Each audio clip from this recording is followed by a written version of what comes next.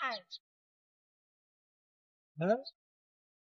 প্রিয় বন্ধুরা, আমি এখন দেখাবো যে স্যামসাং A56 ফোনে ব্লগিং যদি করি তাহলে কেমন দেখা। আমি সকালবেলা হাঁটছি, প্রপার লাইটিং কন্ডিশন নাই, একটু আগে বৃষ্টি হয়ে গেছে রাস্তায়, আর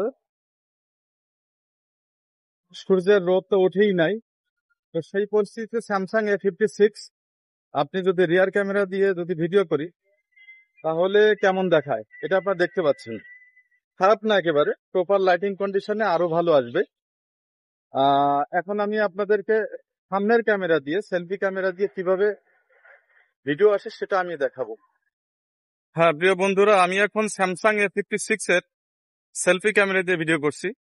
আপনারা দেখতেই পাচ্ছেন যে কেমন আসছে। এটাও প্রপার লাইটিং কন্ডিশনে নাই। আমি এখন হাঁটতেছি, সকালবেলা বৃষ্টি হয়েছে এমন একটা পরিস্থিতিতে। তো আপনারা দেখে ধারণা করতে পারছেন যে একেবারে খারাপ না। আর যদি প্রপার লাইটিং কন্ডিশনে খুব ভালো ভিডিও হয়, তো আপনারা একটা ধারণা পেলেন যে স্যামসাং A56 কেমন আসে আসলে ভিডিও।